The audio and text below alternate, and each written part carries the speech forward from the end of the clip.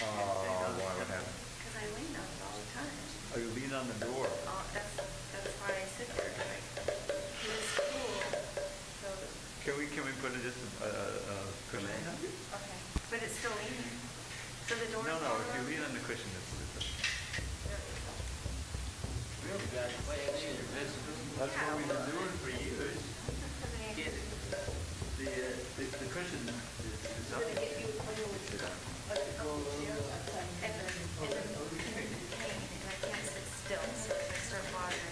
Anyway, don't worry about it. Special dispensation.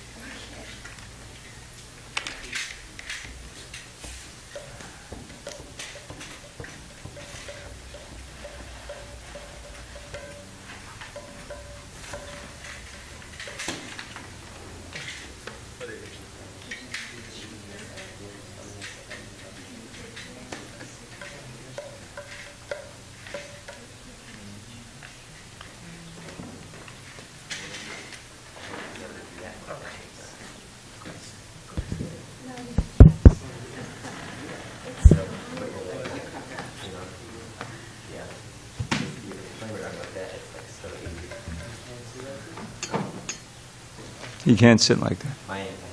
Too much basketball. We'll tell you later.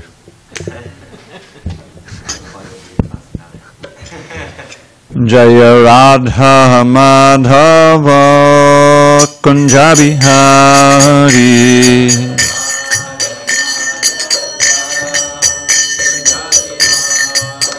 Jaya Radha Madhava Kunja Bihari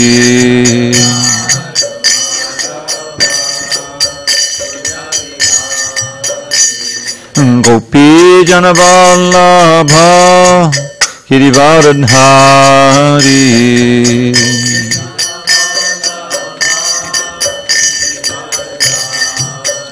Jaya Gopi Janavallabha Girivardhari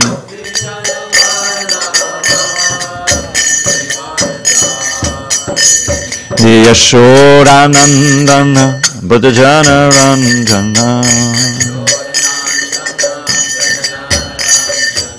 Yashodanandana Buddhajana Ranjana Yamuna Tira Vanachari Yamuna Tira Vanachari Jaya Radha Madhava Kunja Bihari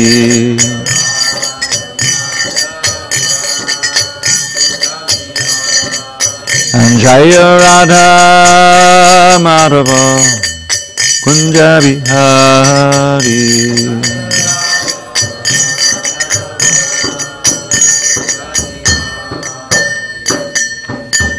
Jai Mr. Baba Paramahansa Parajikacharya Astotora Shishi Maharaj Divine Grace Srila A.C. Bhakti Vedanta Swami Prabhupada Ki Jai ISKCON BBT Founder Acharya Srila Prabhupada Ki Jai Jai Vishnupad Paramahansa Parajikacharya Astotora Shishi Maharaj Divine Grace Srila Bhakti Siddhanta Saraswati Thakur Ki Jai Ananda Koti Vaishnava Ki Jai Namacharya Srila Haridas Thakur Ki Jai Srimad Bhagavad Gita Ki Jai, Samveda Bhaktivinoda Ki Jai. All glories to the assembled devotees. All glories to the assembled devotees. All glories to the assembled devotees. All glory to Shri Guru and Gauranga. Shamefully, I have lost track. I know we read 11. We're in seventh chapter, around page 316, but I'm not sure if we read 12 yet.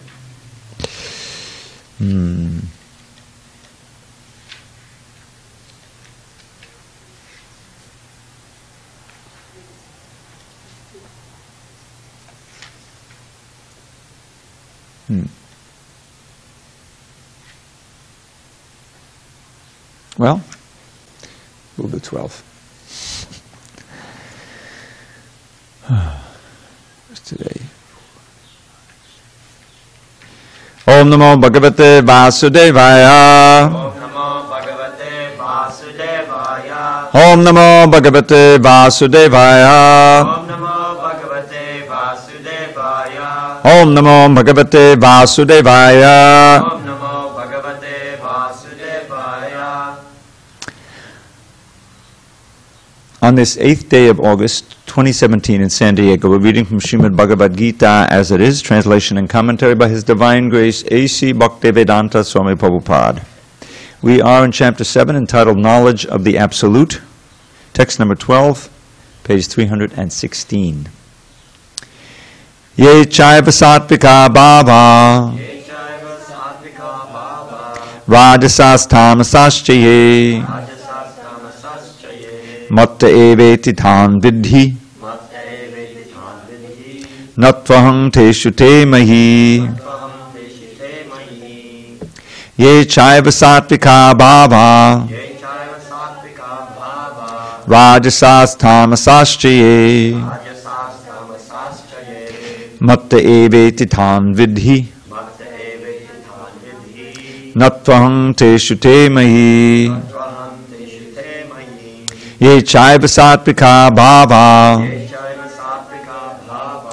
rajasas tamasaschaye, Rajasas tamasaschaye. matta eveti tan vidhi, Matta eveti tan vidhi. natvaham teshu te mahi.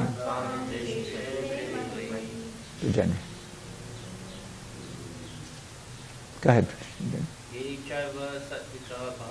Give him the book. Rajasas tamasaschaye, matte veti tan vidhi, nattaham teshu te mahi. Dhamraj. Ye chaiva sattvika bhava, rajasas tamasaschaye, matta eveti tan vidhi, natvaham teshu te mahi. Zachary. Ye chaiva sattvika bhava.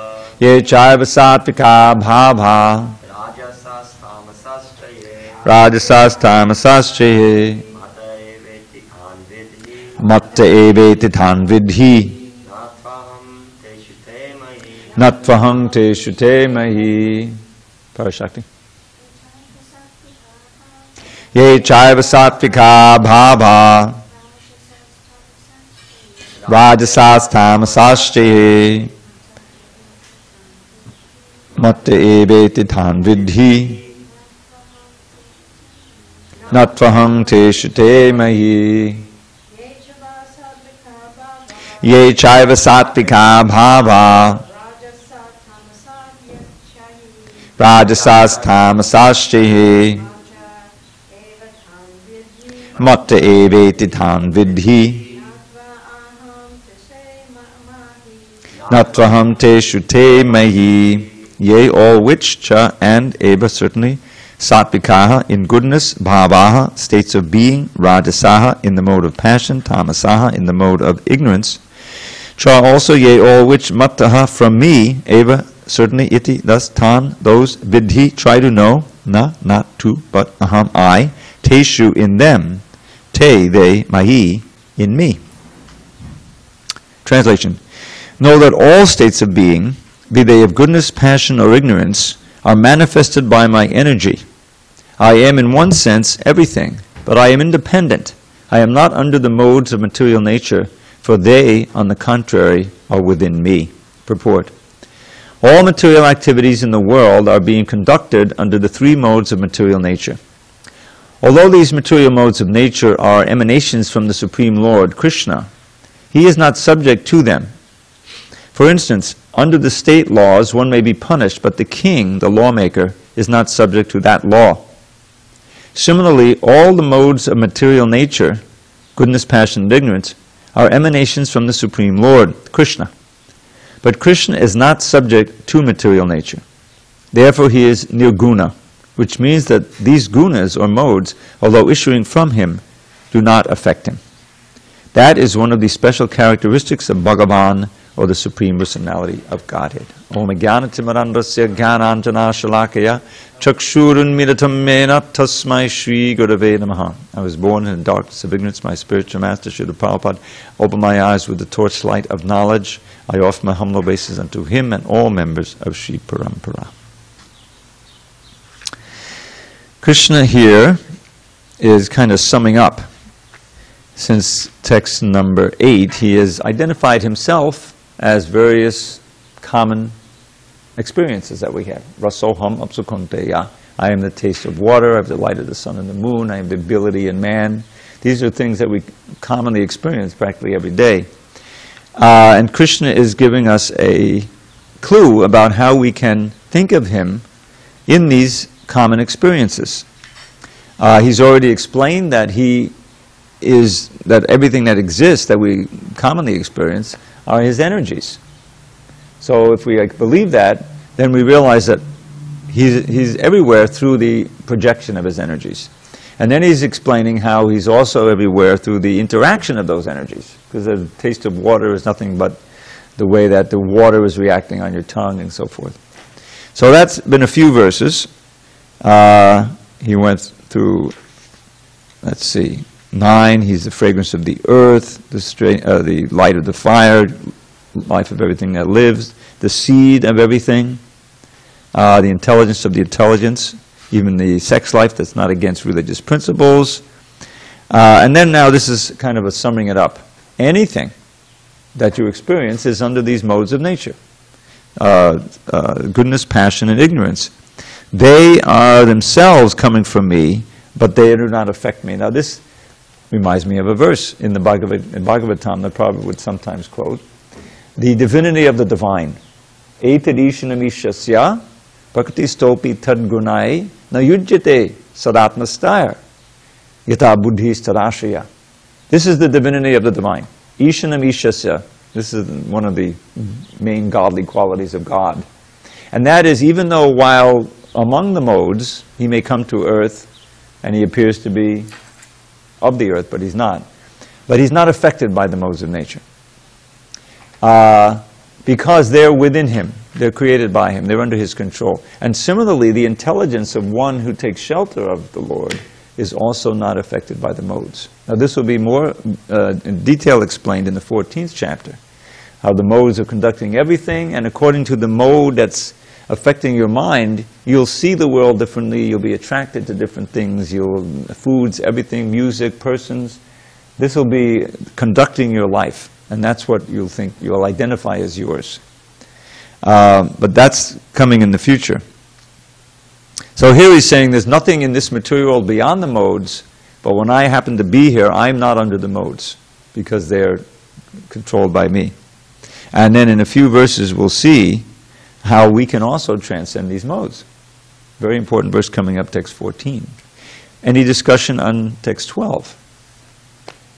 Okay. Tribhu gunamaya bhavaya ebik sarvamidam jagat mohitam nabhijanati mamebhyak paramabhyayam. Deluded by the three modes, goodness, passion, and ignorance, the whole world does not know me, who am above the modes and inexhaustible. Purport. The whole world is enchanted by the three modes of material nature. Those who are bewildered by these three modes cannot understand that transcendental to this material nature is the Supreme Lord Krishna.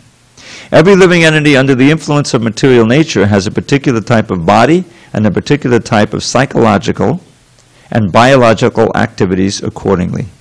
Can we open this door to get some cross ventilation? I think it would help us. There are 4 classes of men functioning in the 3 material modes of nature. Those who are purely in the mode of goodness are called Brahmins. Those who are purely in the mode of passion are called Kshatriyas. Those who are in the modes of both passion and ignorance are called Vaishyas. And those who are completely in ignorance are called Shudras. And those who are less than that are animals or animal life. However, these designations are not permanent.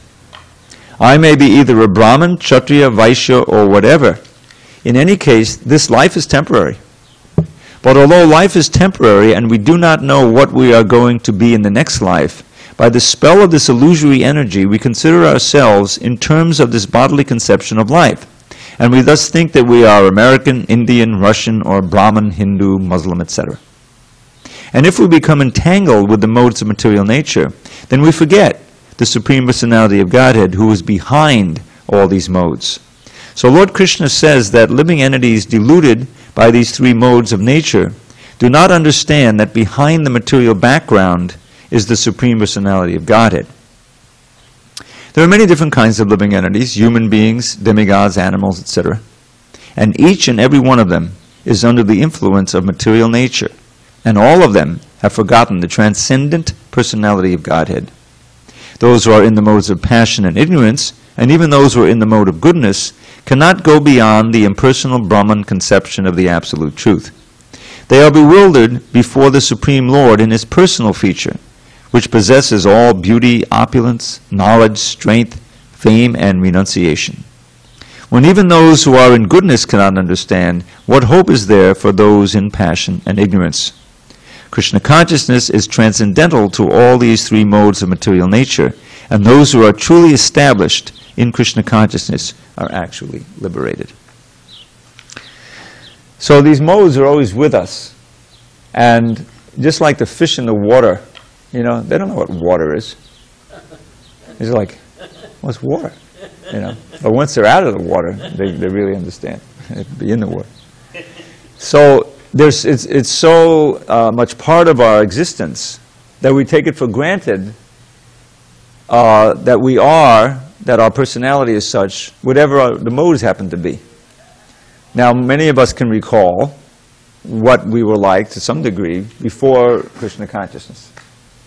And I remember I was in the mode of passion and ignorance like everyone else, with a little touch of goodness maybe. But I completely identified with that. I remember, you know, before I had any inkling of Krishna consciousness, I would be wandering around the Lower East Side in 1968, looking for somebody to jam with. I was a flute player. And I'd hear the drummers in the Hare Krishnas. They would be dancing up and down St. Mark's Place, which was the main drag there in the East Village. And I would hear the drum, you know, and I'd be attracted. And as soon as I saw it was Hare Krishna, I said, oh, this is crazy Hare Krishnas, forget it. Yeah. I'm lucky I didn't commit too many offenses. But in other words, it was completely alien to who I thought I was at that time. I was in a certain mode, and it was covered, totally covered. It was a barrier, you know. And that's true of all kinds of things. I mean, on the material level, music. You know, I happened to be raised in a household that was into classical music and folk music, but not rock music. So all of that, you know, 50s would have been Elvis Presley and the Beatles all went right by me, you know. But Bob Dylan and Beethoven and Bach, you know, we're into that. You know. So it was a different mode. It was a different feeling, and we identified with that. And so it really is like a different lens that you live on. You know, these modes of nature. And you see yourself in a certain way. You see what's important in a certain way. You completely ignore a whole bunch of things according to what mode you're in. And Krishna will describe this in detail in the 14th chapter. Now, the process of Krishna consciousness is trying to get transcendental to these modes, to come to the platform of Brahma-bhuta and then bhakti. Real bhakti takes place on that Brahma-bhuta platform. Brahma-bhuta means above the modes of nature. And it's not easy because we're so habituated to thinking of ourselves in a certain way and acting in a certain way, eating certain foods, and all these different things. And so Krishna consciousness is really a whole lifestyle. It's a whole culture. And every part of your life should be really governed by it if you really want to succeed. So Krishna here is saying, yes, the whole world is mohitam, is bewildered by these three modes. And therefore, they don't see behind the veil of Maya. It's a veil, or as Kunti says famously, a curtain. Maya jimanikachanam agyarokshidam abhyam nalakshase muda drisha nato nyataro yata.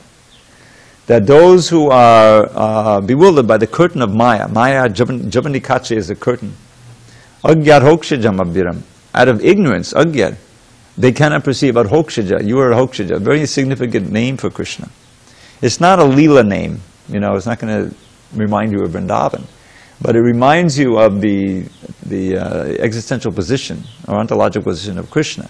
Adhokshaja is used specifically in the context where you're dealing with the transcendent Lord as opposed to us who are not transcendent, who are very much in the modes and in the senses. So, adhokshaja, there's 3 words involved there. Adha, aksha, ja. Ja means born, like janma. And aksha is eyes, and it stands in for all the senses, and the mind, and the intelligence, all material. That knowledge which is born of these things, of material knowledge, Krishna pushes it down. He's way beyond it. Adha means down.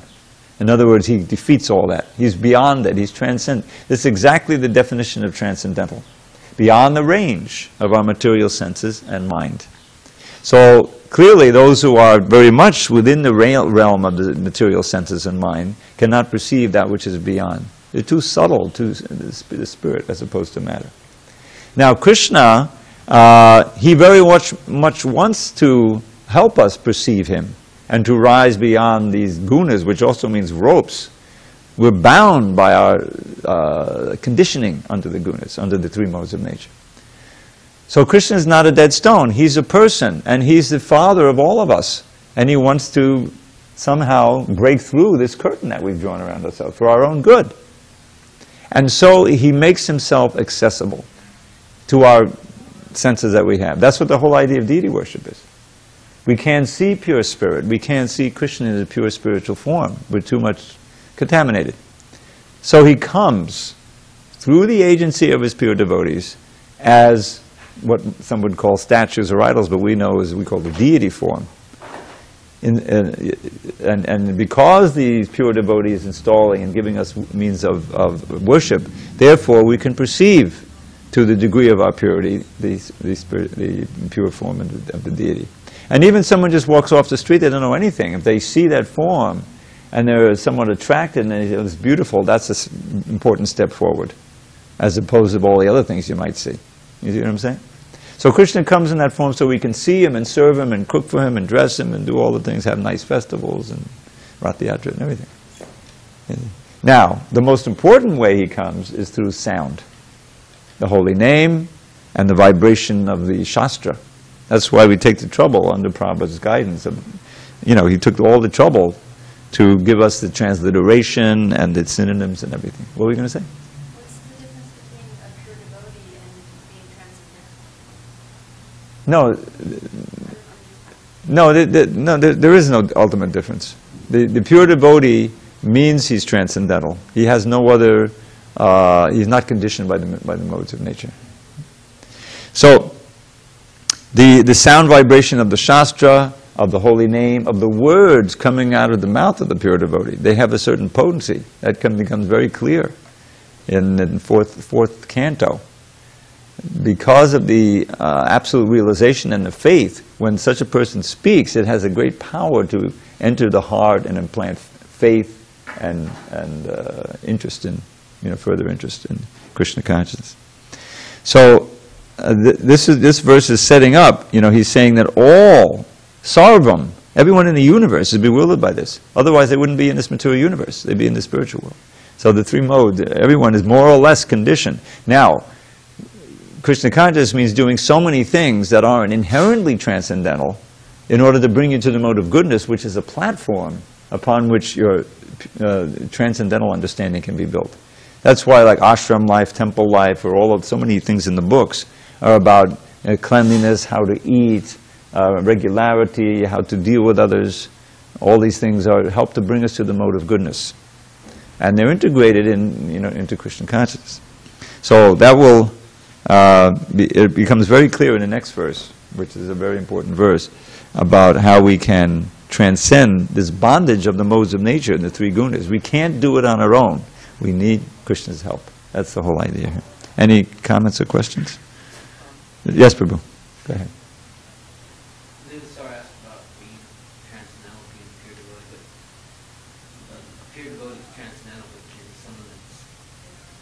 level under being a pure devotee that still someone would be considered? There's room there for transcending the modes, like the impersonalists.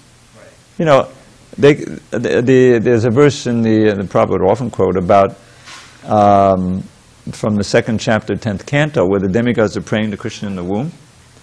And this is, they say, Ye and ye adabindaksha vimukta maninas tvayasta bhavada vishuddha buddhaya aduha kuchena padam padam tata patancha dhoanadu yishmarangraya.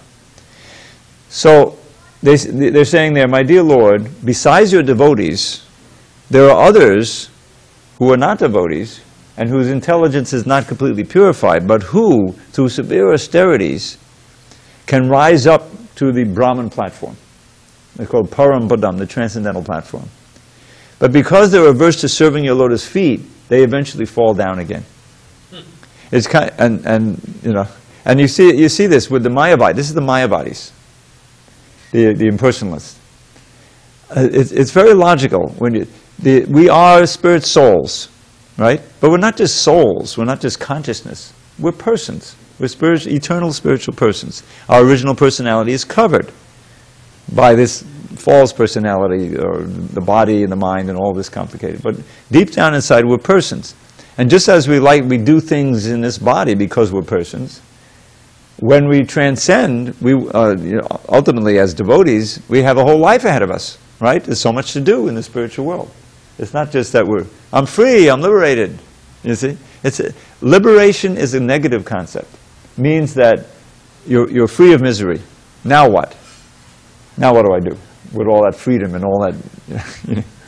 If you don't believe in Krishna and service to Krishna, all you can do is hang out in the Brahmajyoti, right? You're free. But there's no varieties, heaven forbid, right? Because that's considered a contamination. So you're in this white light, and you're no birth, no death. That's good, no old age. That's really good. I can attest. But it's not enough. Huh? You say that they want to radiate from. Well, the devotee doesn't want to just radiate; he wants to dance. Anyway, but eventually it's boring, and so you'd rather come down and have even contaminated relationships than no relationships at all. What were you going to say?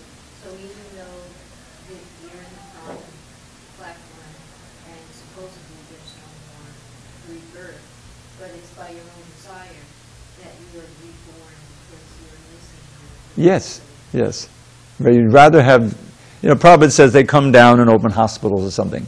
In other words, the Mayavadis are saying it's all Maya, everything is Maya. But then in their and try to understand, to rise up to that platform without Krishna consciousness is extremely difficult. That's why it says aruha, they rise, kutrena, by severe austerities. Because the idea is that all the senses and the mind, you have to quiet everything down, you have to suppress, the urges of the senses. That's why it's very rare for these Mayavadis to really do anything, do that. But there may be some few rare that out of willpower can do. But it's unnatural because you've denied your real nature, your intrinsic nature, your swarup. The very word swarup means you have a form, and as you have a form, you have things to do, and in relation to others who are transcendental, in other words, the spiritual world. But all that is denied. That's why in the Bhagavatam, which is par excellence, a bhakti scripture, there's no question about it. The definition of mukti, which is liberation, is given as muktir hitbanyata rupam swarupena vyavastati.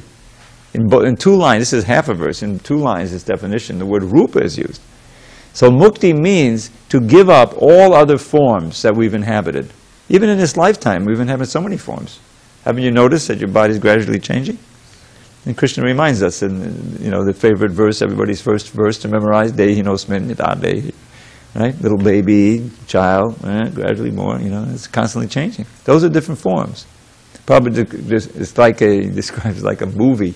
The old movies, now everything is digital, but where they had the film and every, slight little changes, and when you run it. But if you stop the movie, you can see, each frame is slightly different. So similarly, we're slightly different today than we are yesterday. And over time, you can say, oh, I'm a lot different than I was. So that's a different form. We've had so many forms. But none of them is our Swarup. Your Swarup is the form that doesn't change. That's your Swarup Shakti. That's your eternal form in relation to Krishna, who has his eternal form, Satchidananda Vigraha. He has the form of eternal form of knowledge and bliss. So do we, but we've forgotten it because we're minute, and we've embraced this material energy. Therefore, we're covered by an unlimited variety of forms and material energies, not just human, but all kinds of things. We should want to stop that. The problem is that Maya, the illusory energy, has an unlimited power to help us forget. We identify with whatever form we're in. I always give this example. I used to live in Miami Beach. So just before I came, you've heard this before, but anyway, just before I came, they had spent millions of dollars. It's Miami Beach. They spent millions of dollars on a boardwalk. I'm literally, 50 yards from the water. That's how I lived for 6 years, working on the Bhagavatam. I didn't ask to be there, but that's where it was. So they told me, yes, they just, upgraded the whole beach, and now there's a boardwalk, which is a big upgrade. So now people, cadres could walk up and down the boardwalk. There's a lot of retirees down there. Okay. So, but at the same time, Miami Beach is a destination for people coming from the north and coming from the south. Brazil, during their winter, whatever, they would come up, and it would be like summertime, And so you get, of course, they're wealthy who could afford to, rent in Miami Beach. So you have the upper crust Brazilian young men and women, they'd come up and, party. And one of the things they would do would be play volleyball on the beach. So we'd be maybe walking up and down and chanting Hare Krishna. Okay, so here's the volleyball game going on over there. And here's the boardwalk, and you have the 80-year-olds getting out of the hotel room, and then walking up and down. So the volleyballers are looking over at the 80-year-olds, and the 80-year-olds are looking at the volleyball. They have more wisdom. They say, yeah, I used to be like that.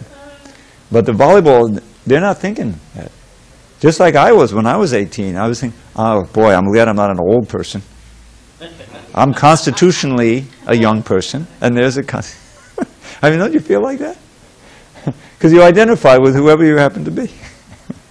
but someone's intelligent and reads Bhagavad Gita, you say, yeah, the young person is going to be an old person. And then the clincher is, and then you're going to go through again. It's not just that you go through it once and be done with it. It's again and again and again and again. Because you are eternal, but the physical body obviously isn't. So what happens when you die? That's the key mystery. And Krishna answers that mystery right at the beginning. Get another one. Dehinosmin yata dehe kaumanam yovanam jada tata dehantara prabdir dhirastattanamuyati. After you go through in childhood and old, middle, adolescence and old age, middle age and old age and then death, and then you get another one. Deha antara prapti. You get another body. The wise soul is not bewildered by such a change. Well, how can you not be bewildered by such a change? If you're truly self-realized, and you can understand, oh, this is not me, this is just my body. And you have a grounding in Krishna consciousness. And you can have a hope that this will be the last, or maybe the next to last body. You know what I'm saying? Otherwise, it's a terrifying experience. And that's why the central aim of life in the East, whether you're a Bhakta or a Shaivite or an impersonalist, is liberation. Let's get out of this. Here everything is so artificial.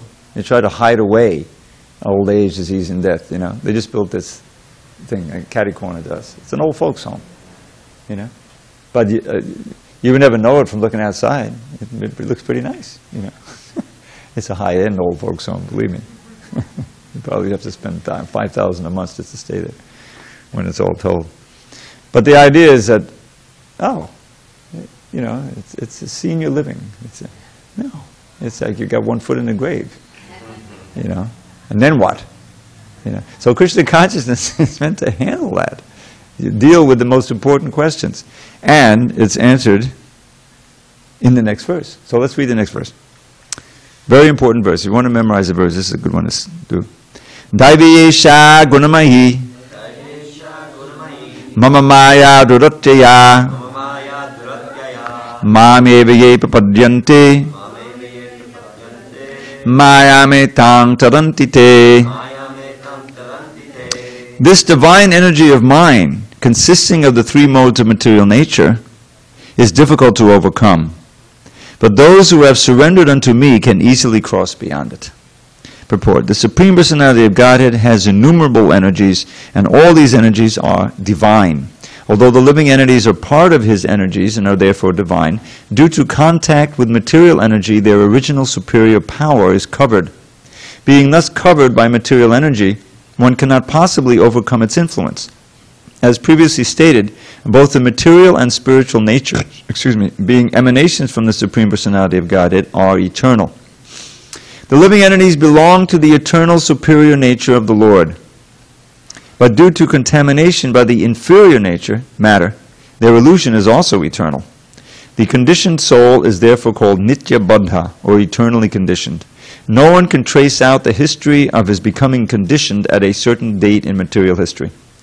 Consequently, his release from the clutches of material nature is very difficult, even though that material nature is an inferior energy, because material energy is ultimately conducted by the supreme will, which the living entity cannot overcome.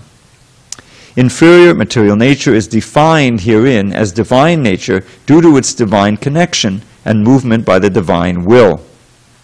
Being conducted by divine will, material nature, although inferior, acts so wonderfully in the construction and destruction of the cosmic manifestation. The Vedas confirm this as follows. Mayam tu prakatim vidyan, mahinang tu maheshwaram. Although Maya, illusion, is false or temporary, the background of Maya is the supreme magician, the personality of Godhead, who is Maheshwar, the supreme controller, the Shvetashvara Upanishad 410. Another meaning of guna is rope. It is to be understood that the conditioned soul is tightly tied by the ropes of illusion. A man bound by the hands and feet cannot free himself. He must be helped by a person who is unbound. Because the bound cannot help the bound, the rescuer must be liberated. Therefore, only Lord Krishna or his bona fide representative, the spiritual master, can release the conditioned soul. Without such superior help, one cannot be freed from the bondage of material nature. Devotional service or Krishna consciousness can help one gain such release. Krishna, being the Lord of the illusory energy, can order this insurmountable energy to release the conditioned soul. He orders this release out of his causeless mercy on the surrendered soul and out of his paternal affection for the living entity, who was originally a beloved son of the Lord. Therefore, surrender unto the lotus feet of the Lord is the only means to get free from the clutches of the stringent material nature. The words Mam Eva are also significant. Mam means unto Krishna, Vishnu, only, and not Brahma or Shiva. Although Brahma and Shiva are greatly elevated and are almost on the level of Vishnu, it is not possible for such incarnations of Rajoguna, passion, and Tamoguna, ignorance, to release the conditioned soul from the clutches of Maya. In other words, both Brahma and Shiva are also under the influence of Maya. Only Vishnu is the master of Maya. Therefore, he alone can give release to the conditioned soul. The Vedas, the Shvetashvara Upanishad 3.8, confirm this in the phrase Tam Eva Vididva, or freedom is possible only by understanding Krishna. Even Lord Shiva affirms that liberation can be achieved only by the mercy of Vishnu. Lord Shiva says, Mukti padata sarvesham Vishnur eva nasangshayaha. There is no doubt that Vishnu is the deliverer of liberation for everyone. So here's the key verse, obviously. That Mama Maya Duratya, this my Maya, consisting of these three modes, which are like ropes, is Duratya, means extremely difficult or impossible to overcome on one's own. Because what do we have to work with? We have to work with our conditioned mind and our conditioned senses. So how are you going to break out of that? The very tools that you're using are the ways in which you're being conditioned. You see the problem. You're bound by these modes of nature which are affecting those very senses and mind. So only someone who's unbound, basically Krishna or his agent, the spiritual master, can free us and cut those ropes. And how do they do that? It reminds me of this verse that Krishna speaks in the Uddhava Gita. Uddhava Gita is kind of an expanded Bhagavad Gita. Many of the main themes are there, but it's more extensive. So, there's this Ila Gita. I mentioned the Ila Gita. Does somebody mention the Ila Gita? Ila Gita. Ila is another name for this fellow named Pururava, who was enchanted by Urvashi. Urvashi is apparently this super beautiful, attractive lady from the heavenly planets. And she was sent down by Indra, and she seduced Pururava, who became absolutely infatuated. Then she left, and she went back to the heavenly planets, and he was just mad with attachment. And he had all kinds of strategies to try to get back with her, and finally he said, okay, one day a year you can be with me, okay, you know. And at a certain point it just became too much. And then he has this song of renunciation in the 11th canto, which Krishna relates to Uddhava as part of the Uddhava Gita. So I won't get into the detail, but he's finally realizing that he's been in ignorance all these years, just looking for material pleasure. So this is a song of renunciation. Now after that, Krishna kind of sums it up and gives some instruction. And in that sum up, this instruction is there. And he says, Tato duksangam utsrajya satsu sajjeta buddhiman santa evasya chindanti manovyasangam uktabi. So he says, therefore, one should very strenuously give up bad association. Duksangam. We know the power of satsanga, right? And we want satsang. This is satsang. Association with saints, such as Prabhupada through his Bhagavad Gita. But there's millions of varieties of bad association. You don't have to go very far to find it. And what is that definition of that bad association? It's that which distracts you from Krishna, which attracts you to try to enjoy something in the modes of nature. Let's put it that way. So he says, Utsrija. Utsrija is more than giving up, it's throwing away forcefully. And one has to be buddhiman, intelligent, and do this. Use your intelligence. Understand why. So, duksam utsrija, satsu sajjeta, and associate with saints. Satsu is the famous satsanga. In other words, devotees. Why? Or what's the result? Satsu sajjeta buddhi, santa, the saints. Santa evasya chindandi manovyasangam uttadi. So the word here is manovyasangam, very strong attachments in the mind.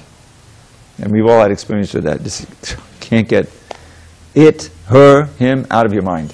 Right? It's just like, gotta have it. So that's manovyasangam, you know. But with their strong words, the great saints can cut off those attachments. You see? Now Krishna is doing that for Arjuna right here. Right? And basically the saints, they repeat the words of Krishna. But they may be in, you know, different language, English, and just suitable for the particular person. That's why we need somebody who can really get on a case. Prabhupada was once asked in the morning walk, I think, well, then can we just read the Bhagavad Gita and, you know, can we accept the Guru that way? Or do we need to have a personal? Okay. No, you have to have a person. Why? So they can pull your ear. In other words, that's a great blessing. To have someone get on your case like that. Because we need that. Krishna, the first thing he says to Arjuna, he calls him a fool. You know, Ashochanam Ashocastram. Just showing the way. I mean, they're friends, ultimately, but he's taking the role of a guru. And you see that, in, you know, and so that's a blessing, really. It's just like a doctor. You know, sometimes the treatment is painful, but it's necessary to cure the patient. Just coddling the symptoms, you know, doesn't work. So that's what Krishna is saying.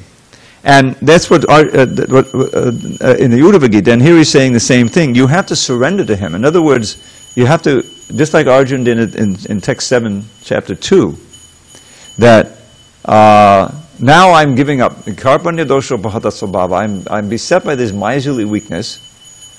I'm now approaching you. Pritchami tam dharma samudacheta. I am bewildered about what's best to do. This is the key question we have to ask. What is the best for my ultimate happiness and for everyone else? How can I do the best thing for everyone, including myself? We can't figure that out on our own, because there's so much aspects of existence we have no idea of. It's hidden by the curtain of Maya. So Arjuna wisely, instead of trying to figure it out on his own in chapter 1, and ending up with, quitting the battlefield, but, he knew that was wrong, so he was paralyzed. He dropped his bow, he's crying and shivering, the scene, right? So then he took the key step of surrendering to Krishna. You please instruct me what is best for me. I'm your shishya now, I'm not your friend. Please instruct me as a guru. And the first thing he says, you fool, you're lamenting what is not worthy of grief, the material body. Those who are wise lament neither for the living and the dead. And from there on he speaks about the soul and goes on. And so that's the guru's role. So surrendering is a big thing, because we always want to be independent. This is our disease. But here's a prabodhyante, mameve prabodhyante. Maya me tankta. What's the benefit? You can cross over material energy. Otherwise you're trapped and you'll suffer like anything. I mean, that's basically the theme here. So what does surrender to me mean? Well, for that we need to approach a spiritual master and read the Nectar of Devotion, and what to do, how to live a Krishna conscious life. Beginning with chanting, committed to chanting the holy name. That's the critical first step in every sadhaka's. You don't have to be initiated, just chant. And that chanting opens up the channel, especially to the super soul. From within, Krishna then gives you so much inspiration how to continue. Okay, now I'm really going to read this book with interest. I just chanted Hare Krishna and I experienced a little inkling of, it's a very powerful mantra. Any questions or comments? 7:15 tomorrow. Krishna, those who don't surrender, we probably will quote the next verse even more than this. Namadrishkrita no Buddha. You Buddha! Don't blame me. Krishna says it. You're not surrendered to Krishna. It's heavy duty. All right, so we'll begin with that tomorrow, 7:15. And now, a little sweetness. The Krishna book, 10th canto. Let's see if I can figure out where we left off.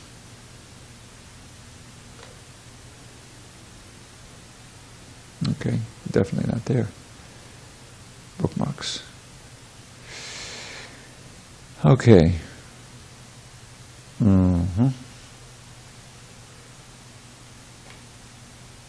Did we finish that? Did we finish the description of autumn? No, we didn't. All right, so this we'll hopefully finish this tonight. So this is chapter 20, leading into the Gita chapter. So there's all of these analogies in here. Prabhupada turned it into this book, The Light of the Bhagavad. During the daytime in autumn, the sun is very scorching, but at night, due to the clear moonshine, people get relief from the day's fatigue. Similarly, a person who takes shelter of Mukunda or Krishna can be saved from the fatigue of misidentifying the body with the self. Mukunda or Krishna is also the source of solace for the damsels of Vrindavan. The damsels of Brajabhumi are always suffering because of separation from Krishna, but when they meet him during the moonlit autumn night, their fatigue of separation is relieved.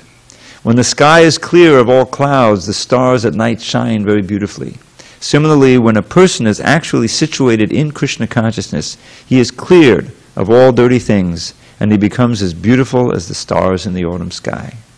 Although the Vedas contain instructions for pursuing knowledge, jnana, for practicing mystic yoga, and for engaging in karmic activities in the form of sacrifices, the ultimate purpose of the Vedas is stated in the Bhagavad Gita.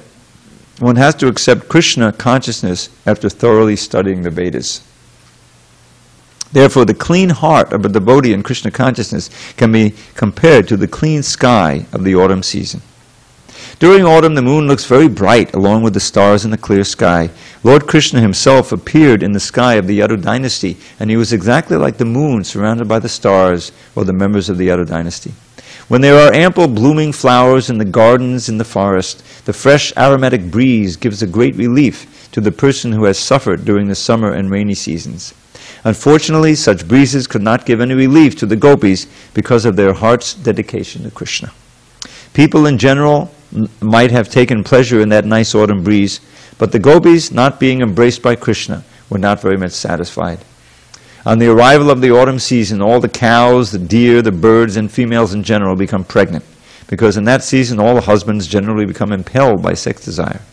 Such pregnant females are exactly like the transcendentalists, who, by the grace of the Lord, are bestowed with the benediction of their destinations in life.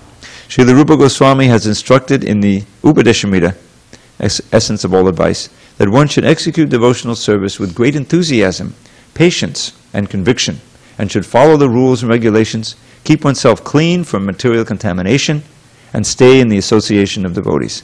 By following these 6 principles, one is sure to achieve the desired result of devotional service. For one who patiently follows the regulative principles of devotional service, the time will undoubtedly come when he will achieve the desired result, just as the females reap the results by becoming pregnant. During the autumn, the lotuses in the lakes grow in large numbers because of the absence of lilies. Both the lilies and the lotuses grow by sunshine, but during the autumn season, the scorching sun helps only the lotus. This is like a country where the king or the government is strong. The unwanted elements like thieves and robbers cannot prosper. When the citizens become confident that they will not be attacked by robbers, they develop with great satisfaction. A strong government is like the scorching sunshine in the autumn season. The lilies are like the unwanted robbers, and the lotuses are like the satisfied citizens. During the autumn, the fields become filled with ripened grain. At that time, the people become happy over the harvest and observe various ceremonies such as Novana, offering of new grain to the Lord. The new grain is first offered to the deities in various temples, and all are invited to take sweet rice made with this new grain. There are other religious ceremonies and methods of worship, particularly in Bengal, where the greatest of all such ceremonies is held, called Durga Puja. In Vrindavan, the autumn season is very beautiful. The autumn season was very beautiful then because of the presence of the Lord, Krishna, and Balaram. The mercantile community, the royal order, and great sages were free to move about in order to achieve the desired benedictions. Similarly, the transcendentalists, when freed from the encagement of the material body, also achieved their desired goal. During the rainy season, the mercantile community can't move from one place to another, and so do not get their desired profit. Nor can the royal order go from one place to another to collect taxes from the people. As for saintly persons who must travel to preach transcendental knowledge, they also are restrained by the rainy season. But during the autumn, all of them leave their confines. In the case of the transcendentalist, be he a jnani, a yogi, or a devotee, because of the material body, he can't actually enjoy spiritual achievement. But as soon as he gives up the body, or after death, the jnani merges into the spiritual effulgence of the Lord, the yogi transfers himself to the various higher planets, and the devotee goes to the planet of Krishna, Goloka Vrindavan, or one of the Vaikunthas, and thus enjoys his eternal spiritual life. Thus ends the Bhaktivinoda purport of the 20th chapter of Krishna, entitled Description of Autumn. And so we have a few minutes, so I'm going to share with you a verse from Bilvamangal Thakur, because I was reminded about the gradual growth of the lotuses due to the sunshine.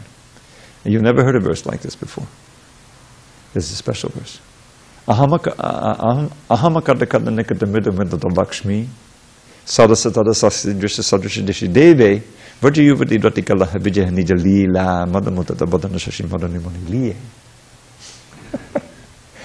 It's said in the commentaries that a gopi is so much feeling, bereft of Krishna that she's lying on the ground, speaking these verses in separation, and it doesn't have the strength to chant the long syllables, so it's all short syllables.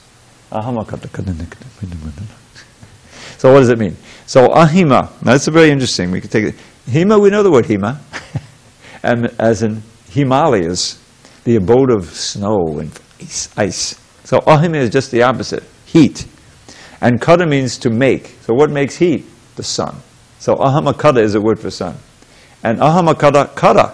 Kada also means hand. So what are the hands of the sun? The rays, the sun rays. See? So ahamakada kada nikada, sorry, kada nikada. Nikada means lots. Ahamakada kada nikada mridu mridita Lakshmi. Mridu means gently increased. The Lakshmi, beauty. You're describing the lotuses that grow in the lakes or the rivers. They're, by the sunshine, their beauty is gradually increased.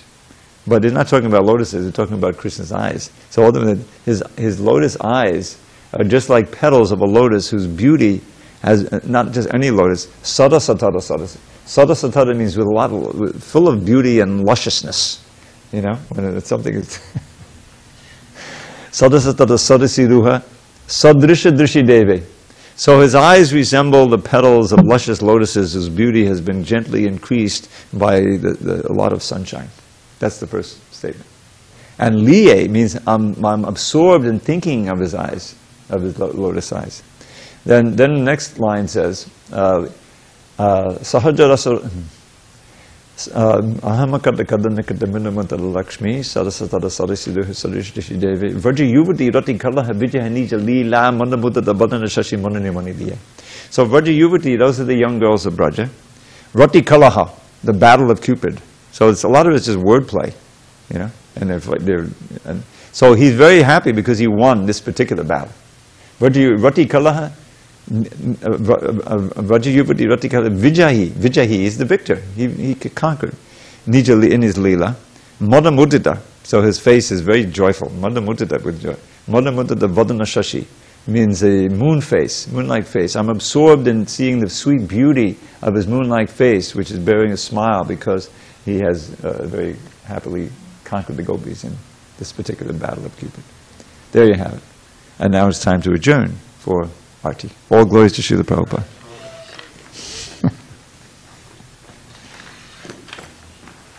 So we'll begin Venu Gita tomorrow. It's stark. When you were speaking of Krishna's lotus eyes, you said a word, liya. Liye. Liye Liya means to be absorbed in thinking. How do you spell that? L-I, long I, Y-E. Liye. Not a common Sanskrit word, but it's a word. Say it. Oh, Dravida Prabhu. How do you say something like, for example, I was thinking like, if you have an A at the beginning of a word that's long, Yeah. it means not, right? Or not in all circumstances. Not long. Just any word. The A generally indicates. Right. Like if you have like, but then I was thinking, what if the word starts with A? Then you can have a long name. Oh, that kind of, oh, okay. Yeah. So if it's like Ananda, it turns to Ananda, but it's not literal. Well, no, because Anand is the word. Oh, right. Ah. Sure. Just say Nira. Near, oh, near also is not. Yeah, Nira also can have. Near Ananda. Near Ananda. I don't know what it is. Zach, help me. Okay. Mirror would be not bliss.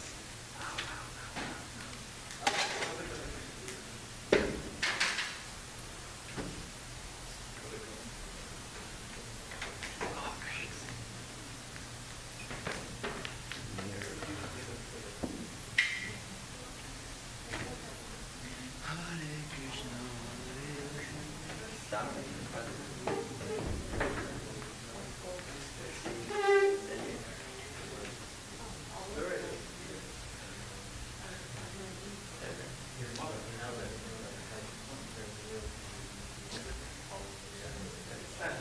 Oh, that's done.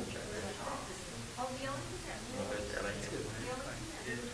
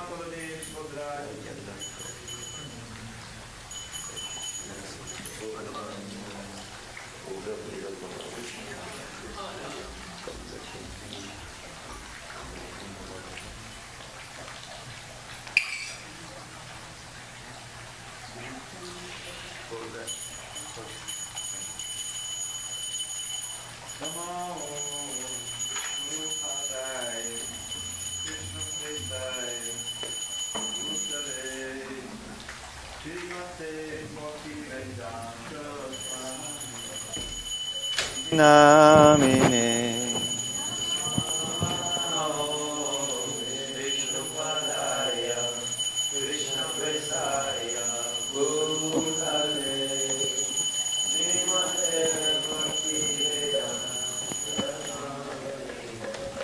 Itina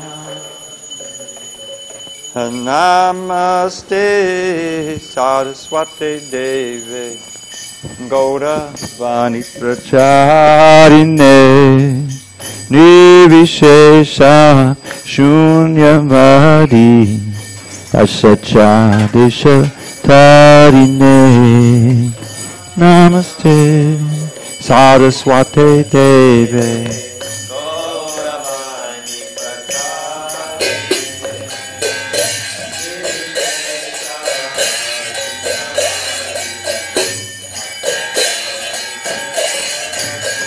Jaya Shri Krishna Chaitanya Prabhu Nityananda Shri Advaita Gadadhar Shiva Sadiko Bhakta Vrinda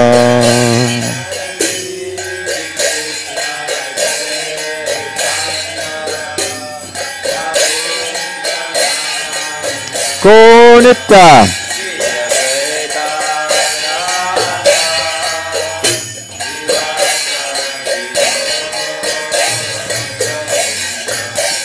Jaya Shri Krishna Chaitanya Prabhu Nityananda Shri Advaita Gadadhar Shiva Sari Go Bhakta Vrinda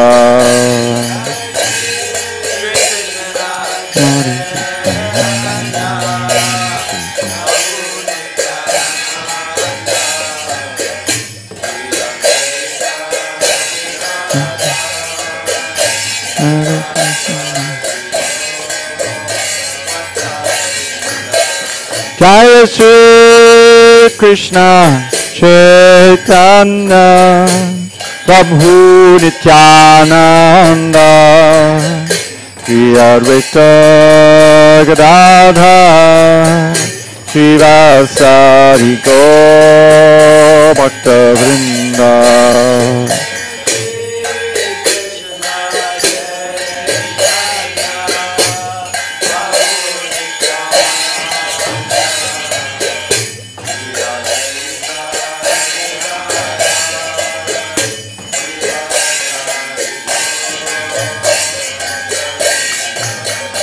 Hare Krishna, Krishna Krishna, Hare Hare, Hare Rama, Rama Rama, Hare Hare.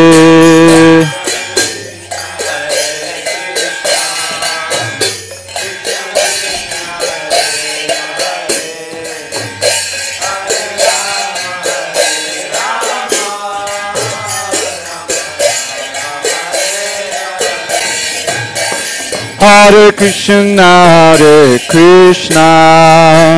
Krishna Krishna, Hare Hare, Hare Rama, Rama Hare Hare.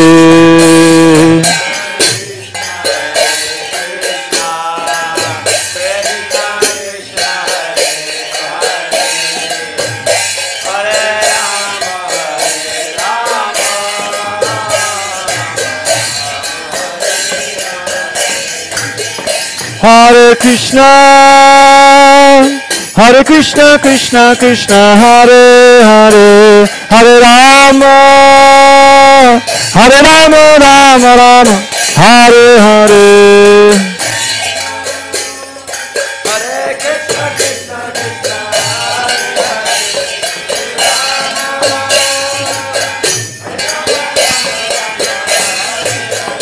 Hare Krishna, Hare Krishna, Krishna Krishna, Hare Hare, Hare Rama, Hare Rama, Rama Rama, Hare Hare, Hare Krishna.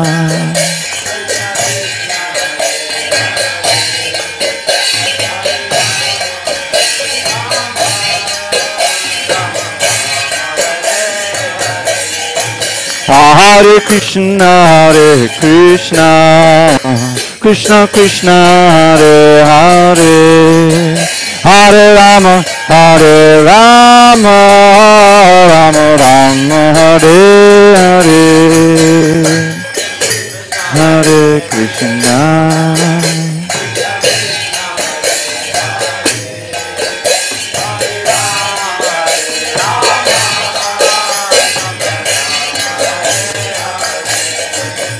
Hare Krishna, Hare Krishna, Krishna Krishna, Hare Hare, Hare Rama, Hare Rama, Rama Rama, Hare Hare.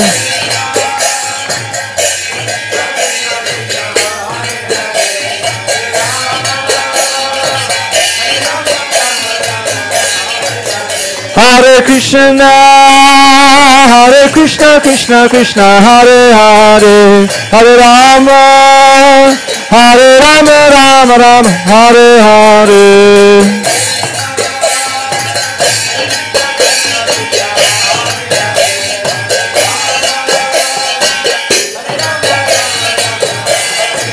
Hare Krishna, Krishna Krishna, Hare Hare, Hare Ram, Ram Ram, Hare Hare.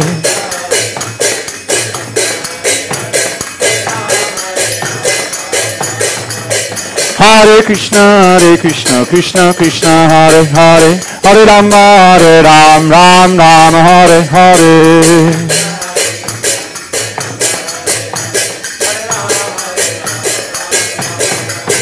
Hare Krishna, Krishna Krishna, Hare Hare, Hare Rama, Rama Rama, Hare Hare.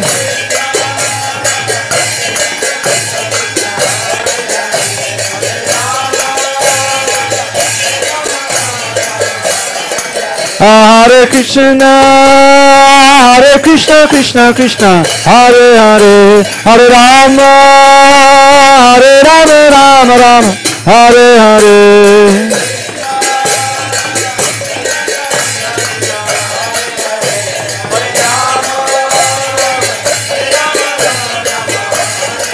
Hare Krishna, Krishna Krishna, Hare Hare, Hare Rama, Rama Rama, Hare Hare.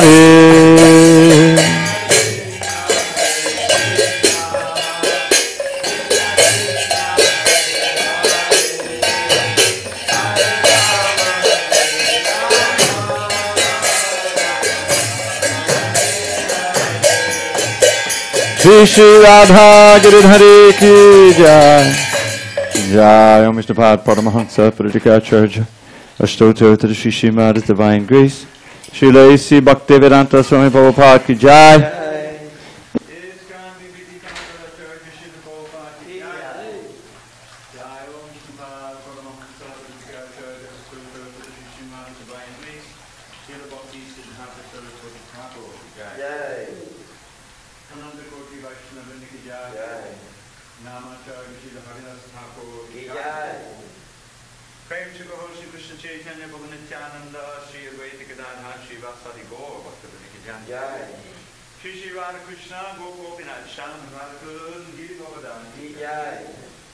Vrindavan Dham ki jai, Navadvip Mayapur Dham ki jai, Jagannath Puri Dham ki jai, Jagannath Swami ki jai, Ganga Nabi ki jai, Yamuna Nabi ki jai, Tulsi Devi ki jai, Bhakti Devi ki jai, Sri Harinam Sankirtan ki jai, Transcendental Book Distribution ki jai, Sri Prabhupada ki jai, Samaveda Bhaktivinoda ki jai.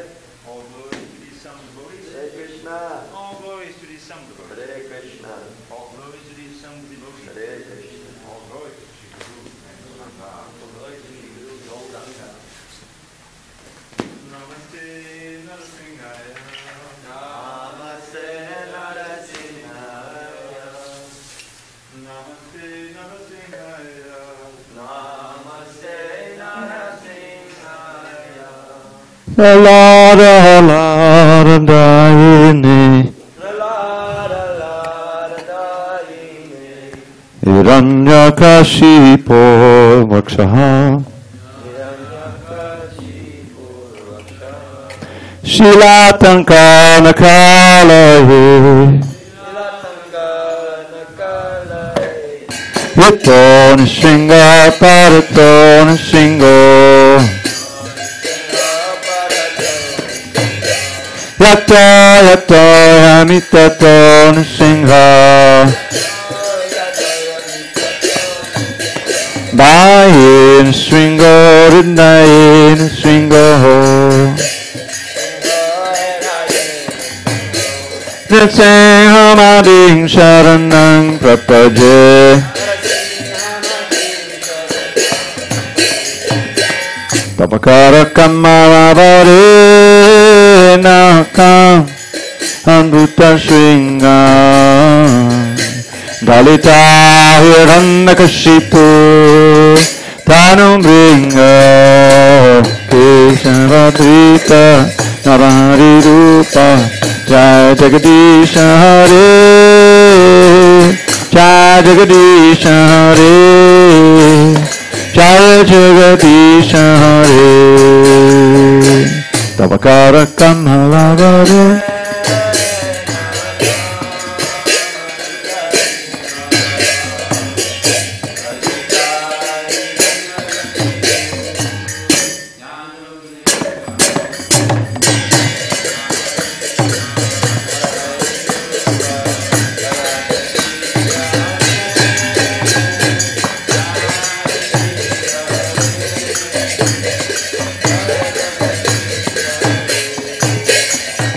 Tavakara Kamalavare Nakahama Bhuta Shringa Darita Hiranyakashipu Tanum Bringa Keshavadrita Narahari Rupa Jai Jagadisha Hare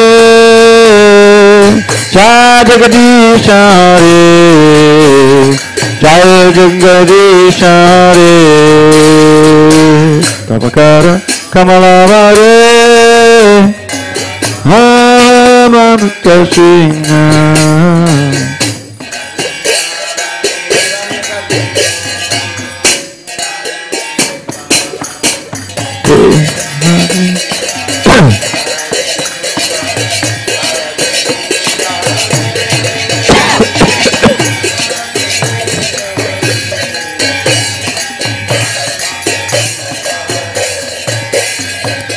Keshavadrita Narahari Rupa Jai Jagadisha Hare Jai Jagadisha Hare Jai Jagadisha Hare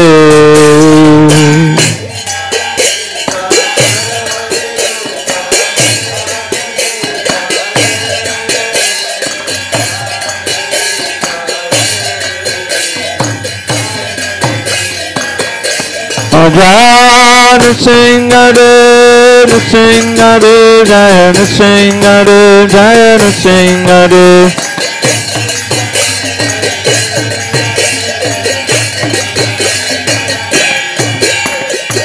Sri Bhagavan ki jai, Prahlad Maharaj ki jai, Gopenanande, Hari Bol.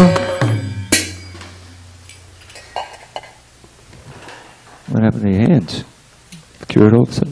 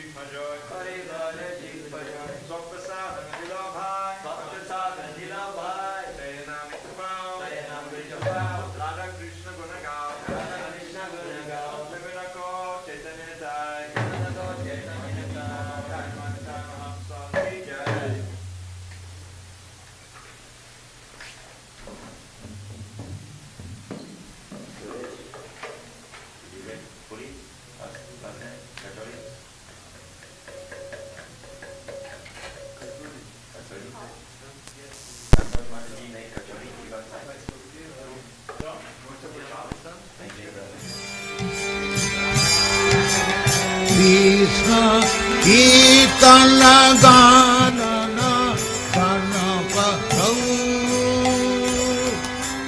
प्रेमामृता निधि वीर धीर जन प्रिय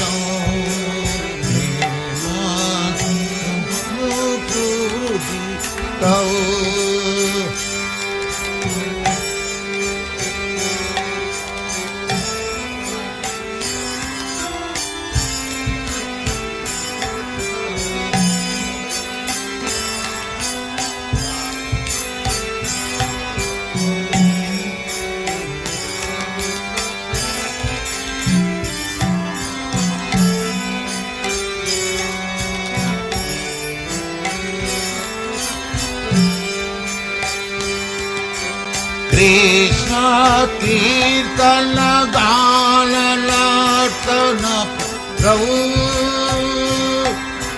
प्रेमामृतां वनिधि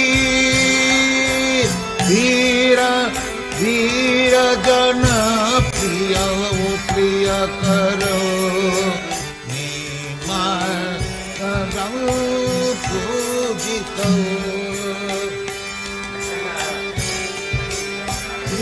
चैतन्य कृपा भरौ भुवि भुव भारा वहन तारक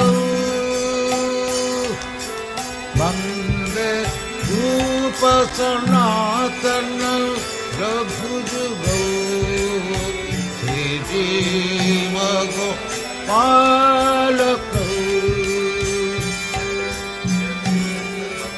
वंदे रूप सनातन रघुजुगौ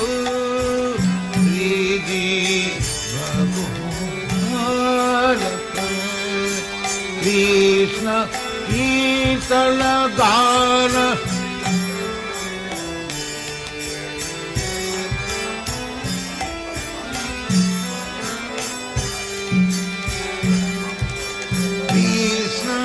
कीर्तन गान नर्तन परम प्रेम में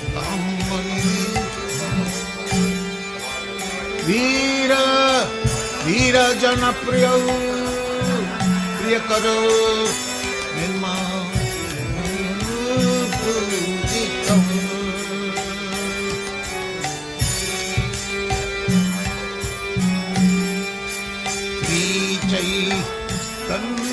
कृपा भरौ